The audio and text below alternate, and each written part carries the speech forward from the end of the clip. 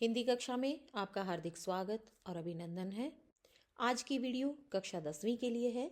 10वीं कक्षा के अभ्यास पत्र की इस सीरीज को आगे बढ़ाते हुए हम पहुंच गए हैं 5वें अभ्यास पत्र पर।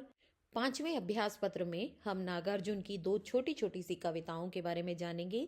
यह दंतुरित मुस्कान और फसल, दो कविताएं हैं और दोनों कविताओं को एक ही अभ्यास पत्र में शामिल करने का प्रयास किया गया है। पहला प्रश्न, निम्नलिखित बहुविकल्पीय प्रश्नों के उचित विकल्प चुनकर अपने उत्तर पुस्तिका में लिखिए। काव्य खंड से 6 MCQs दिए जाएंगे, तो उन्हीं को देखिएगा। नागार्जुन जी का मूल नाम क्या है? तो इसका सही जवाब है वैद्यनाथ मिश्र। दूसरा प्रश्न, अनिमेष का क्या अर्थ है? बिना पलक झपकाए देखना, एकटक देखना और लगातार देखना, तीनों ही विकल्प सही हैं, तो सही जवाब होगा तीनों। इस प्रकार के MCQs में विद्यार्थी को तीनों ही विकल्प सही नजर आते हैं और विद्यार्थी उत्तर पुस्तिका में तीनों विकल्प लिख देते हैं, लेकिन जो सही जवाब है अर्थात घ विकल्प तीनों, उसे लिखना भूल जाते हैं। तो ध्यान रखना, हमें घ विकल्प तीनों लिखना है, जिसमें कि सभी उत्तर समाहित हो जाते हैं। तीसरा प्रश्न, नागार्जुन जी मैथिली भाषा में किस नाम से प्रतिष्ठित हैं?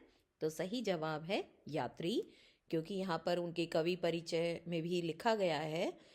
हिंदी और मैथिली में समान रूप से लेखन करने वाले नागार्जुन ने बांग्ला और संस्कृत में भी कविताएं लिखी हैं और मातृभाषा मैथिली में वो यात्री नाम से प्रतिष्ठित हैं। चौथा प्रश्न, कमल तालाब छोड़कर कहाँ खेल रहे हैं? तो इसका सही जवाब है कवि की झोपड़ी में। पांचवा प्रश्न, मिट्टी का गुण धर्म किसे कहा गया है? मिट्टी का गुण धर्म फसल को कहा गया है। छठा प्रश्न, बच्चे के स्पर्श मात्र से कौन से फूल झड़ने लगे थे? तो इसका सही जवाब है शेफालिका। काव्यांश पर आधारित प्रश्नों के जवाब दीजिए। एक एक अंक के 5 प्रश्न हैं। पहले इसकी व्याख्या सुनिए। धन्य तुम, माँ भी तुम्हारी धन्य, चिर प्रवासी मैं इतर मैं अन्य। तो कवि यहाँ पर अपने बच्चे की मधुर मुस्कान को देखता है। मधुर मुस्कान को देखकर वो मोहित हो जाता है और उसके बाद कहते हैं कि तुम्हारी माँ भी धन्य है और तुम भी धन्य हो, जो मुझे ये सौभाग्य प्राप्त हुआ कि इतनी मनमोहक मुस्कान मैं देख सकूं। इस अतिथि से प्रिय तुम्हारा क्या रहा संपर्क? कवि यहाँ पर स्वयं को अतिथि कहकर संबोधित करते हैं, क्योंकि वो ज्यादातर समय बाहर रहते हैं। बहुत दिनों बाद वो अपने घर पर आए हैं, तो कहते हैं कि तुम्हारी माँ ही तुम्हें मधु पर्क का पान कराती रही है, कि तुम्हारी माँ ही तुम्हें वो स्नेह देती रही है। देखते तुम इधर कनखी मार, कि तुम मुझे तिरछी नजरों से देखने का प्रयास कर रहे हो, तुम मुझे पहचानने का प्रयास कर रहे हो। और जब होती जब की आंखें चार, और जब तुम्हारी आंखें मेरी आंखों से मिलती हैं, आंखें चार होना मुहावरे शैली का प्रयोग किया गया है।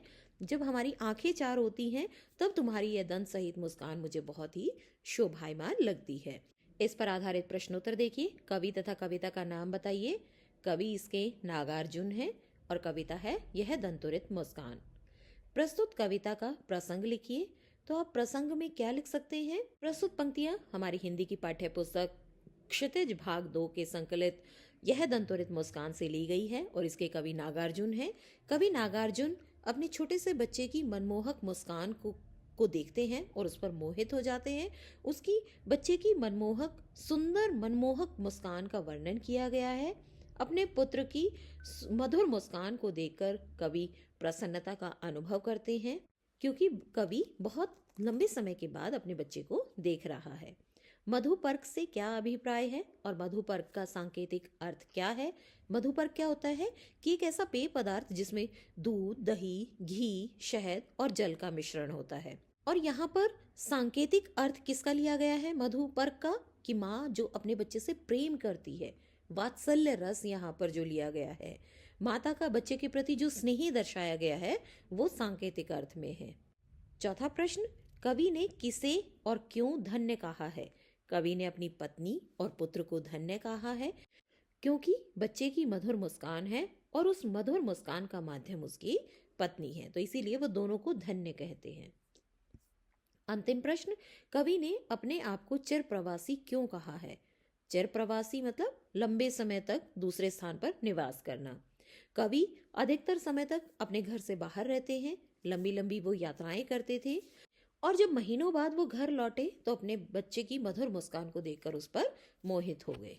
काव्य सौंदर्य से संबंधित 3 अंक का प्रश्न, तुम्हारी यह दंतोरित मुस्कान मृतक में भी डाल देगी जान, धूली धूसर तुम्हारे ये गात, छोड़कर तालाब मेरी झोपड़ी में खिल रहे जलजात। परस पाकर तुम्हारा ही प्राण पिघल कर जल बन गया होगा कठिन पाषाण। तो यहाँ पर कवि ने अपने बच्चे की मधुर मुस्कान का, दंत सहित मधुर मुस्कान का वर्णन किया है।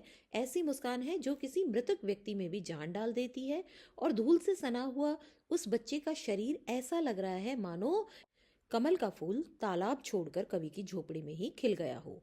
और जब कवि का उस बच्चे से स्पर्श होता है तो स्पर्श मात्र से ही कवि को ऐसा एहसास होता है कि जैसे कठिन पत्थर भी पिघलकर पानी बन गया हो।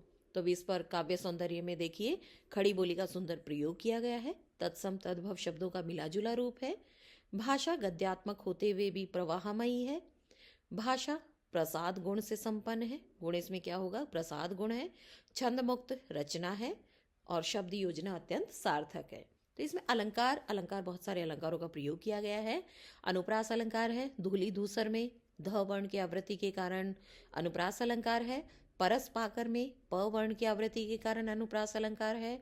और तुम्हारी एक दंतोरित मुस्कान मृतक में भी डाल देगी जान, मतलब एक मुस्कान के माध्यम से ही कोई मरा हुआ व्यक्ति भी जीवित हो जाए, अर्थात बात को बहुत अधिक बढ़ा चढ़ाकर बताना, अतिशयोक्ति अलंकार का प्रयोग किया गया है। काव्यखंड पर आधारित 3-3 अंक के 2 प्रश्न देखिए। जैसा कि मैंने पिछली वीडियोस में भी आपको बताया है कि कविताओं के मूल भाव अवश्य याद कर लीजिएगा। कोई भी प्रश्न किसी भी रूप में आता है तो आप उसको उसी के अनुसार ढाल के, उस मूल भाव को ही उसी प्रश्न के अनुसार ढाल के आप उत्तर लिख सकते हैं। यह दंतोरित मुस्कान कविता का मूल भाव स्पष्ट कीजिए। यह दंतोरित मुस्कान कविता उद्देश्यपूर्ण कविता है। इस कविता में कवि ने एक नन्हे बालक की मनमोहक मुस्कान के जादुई प्रभाव से यह बताने का प्रयास किया है कि नन्हे बालक की मनमोहक मुस्कान कठोर से कठोर पत्थर दिल इंसान को भी पिघलाने की क्षमता रखती है। वह व्यक्ति बड़ा ही भाग्यशाली है जिसे नन्हे बालकों की दंतोरित मुस्कान को देखने और अनुभव करने का सुअवसर प्राप्त होता है। दूसरा प्रश्न, कवि के अनुसार फसल क्या है? कवि के अनुसार फसल का स्वयं का कोई अस्तित्व नहीं है, बल्कि वो इन 5 चीजों का, कविता के संदर्भ में जो बताया है कवि ने कि इन 5 चीजों का मिलाजुला रूप है। नदियों के पानी का जादू, क्योंकि सिंचाई से ही फसल लहलाती है। लाखों करोड़ों किसानों द्वारा किए गए परिश्रम की महिमा का फल है। भूरी काली संदली मिट्टी का गुणधर्म है। सूर्य तथा वायु का प्रभाव फसलों में समाया हुआ है, जैसे जैसे कविता में है रूपांतर है सूरज की किरणों का, और अंत में हवा की लहरों का संयोग है कि सिमटा हुआ संकोच है हवा के थिरकन का। तो इन 5 चीजों के संयोग से ही फसल परिवर्तित होती है। नदियों के पानी का जादू, किसान के हाथों के स्पर्श की महिमा, भूरी काली संदली मिट्टी का गुणधर्म, सूरज की किरणों का रूपांतर और हवा की थिरकन का सिमटा हुआ संकोच। यहीं पर हमारा सैंपल पेपर खत्म होता है। अगली वीडियो का इंतजार कीजिए। चैनल को सब्सक्राइब कीजिए, बेल आइकन दबाइए ताकि आपको सैंपल पेपर के अपडेट्स मिलते रहें, ताकि आपका एक भी सैंपल पेपर मिस ना हो पाए। और अगर ये वीडियो आपको अच्छी लगी हो तो लाइक और शेयर ज़रूर कीजिएगा। मिलते हैं अगली वीडियो में जल्दी ही, तब तक के लिए धन्यवाद।